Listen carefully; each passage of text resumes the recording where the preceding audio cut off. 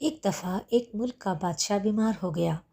جب بادشاہ نے دیکھا کہ اس کے بچنے کی کوئی امید نہیں تو اس نے اپنی ملک کی رعایا میں اعلان کروا دیا کہ وہ اپنی بادشاہت اس کے نام کر دے گا، جو اس کے مرنے کے بعد اس کی جگہ ایک رات قبر میں گزارے گا۔ سب لوگ بہت خوفزدہ ہوئے اور کوئی بھی یہ کام کرنے کو تیار نہ تھا۔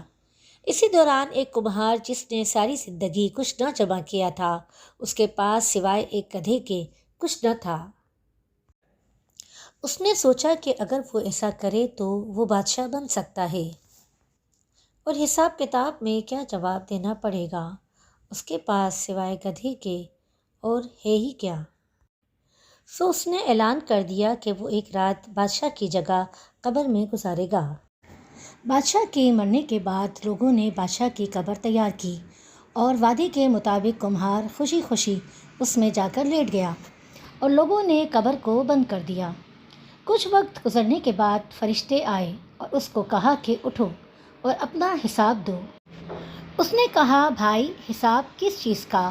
میرے پاس تو ساری زندگی تھا ہی کچھ نہیں سوائے ایک گدھے کے۔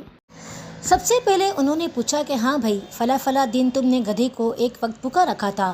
اس نے جواب دیا، ہاں۔ فوری طور پر حکم ہوا کہ اس کو 100 درے مارے جائیں۔ اس کی خوب پٹائی شروع ہو گئی۔ اس کے بعد پھر فرشتوں نے سوال کیا، اچھا یہ بتاؤ فلاں فلاں دن تم نے زیادہ وزن لاد کر اس کو مارا تھا؟ اس نے کہا ہاں۔ پھر حکم کا اس کو 200 درے مارے جائیں۔ پھر مار پڑنا شروع ہو گئی، قرض صبح تک اس کو مار ہی پڑتی رہی۔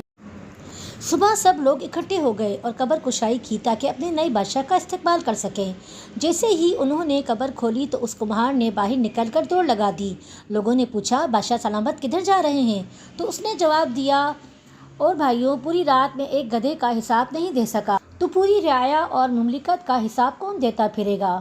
کہانی فرضی ہے، لیکن کبھی سوچا ہے کہ ہم نے بھی حساب دینا ہے اور پتہ نہیں کہ کس کس چیز کا حساب دینا پڑے گا، جو شاید ہمیں یاد بھی نہیں ہے۔